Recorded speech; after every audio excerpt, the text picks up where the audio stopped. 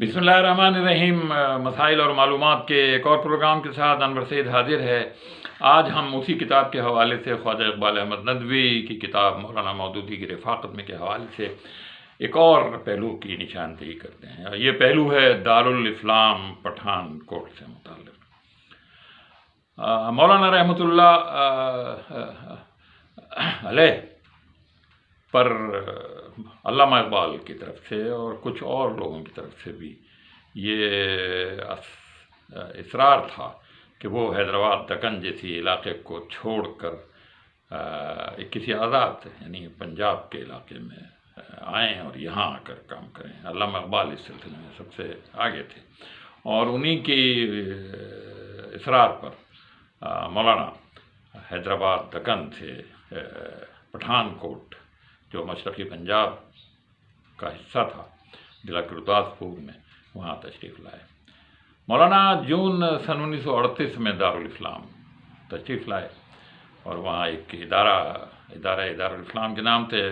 ये जगह दरअसल एक बड़े मुसलमान दर्द दिल रखने वाले चौधरी नियाज़ अली की अराज़ी पर था और सैकड़ों एकड़ की ये अराज़ी थी और मौलाना मौदूदी ने वहाँ चंद पुख्ता नीम पुख्ता मकानों में इस इदारे की बुनियाद डाली और ये इदारा बहरहाल इसके बहुत सारे ट्रस्टी थे और मौलाना ने वहाँ पर फिर एक दस्तूर मुरतब किया इस इदारे का और जैसे कि उनकी राय लेने का तरीक़ा था, उन्होंने मुख्तलिफ सफ़हात पर उस इदारे का एक दस्तूर बनाया और उस दस्तूर के आगे का सफ़ा खाली छोड़ा और फिर उस ज़माने के जो बड़े बड़े लोग थे, जो उलमा थे, जो बाअसर लोग थे, जो मुफक्किरीन थे, जो मुसन्निफ़ीन थे, उनको दस्तूर की कॉपी भेजी कि हम ऐसा इदारा बनाना चाहते हैं, आपकी जो राय हो, आप इसमें से जो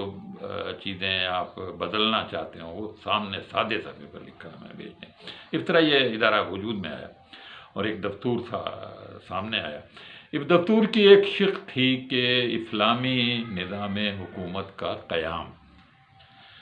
चौधरी नियाज़ अली साहब एक सरकारी रिटायर्ड अफसर थे और उनकी ज़मीन थी, ज़ाहिर अंग्रेज़ों की हुकूमत थी।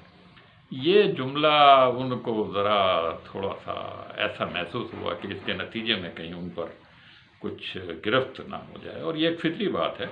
उन्होंने मौलाना से कहा कि आप इस जुमले को बदल दीजिए। मौलाना ने कहा नहीं, इसी जुमले के लिए तो ये सब कुछ हम कर रहे हैं।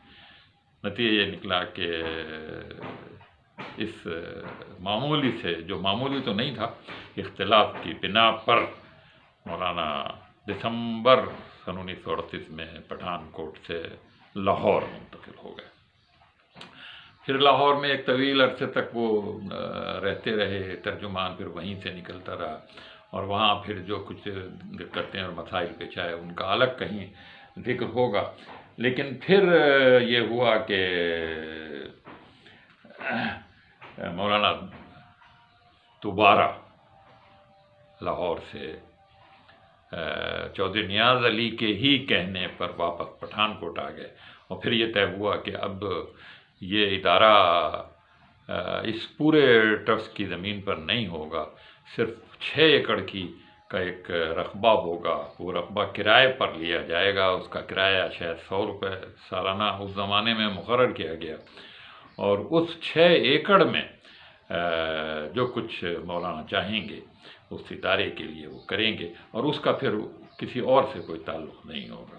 ये एक सूरत निकल कर आई और फिर वो दारुल इस्लाम का वो दूसरा मरहला शुरू हुआ जहाँ मौलाना ने बैठकर अपना इल्मी और तहक़ीक़ी और वहीं फिर बहुत सारे लोग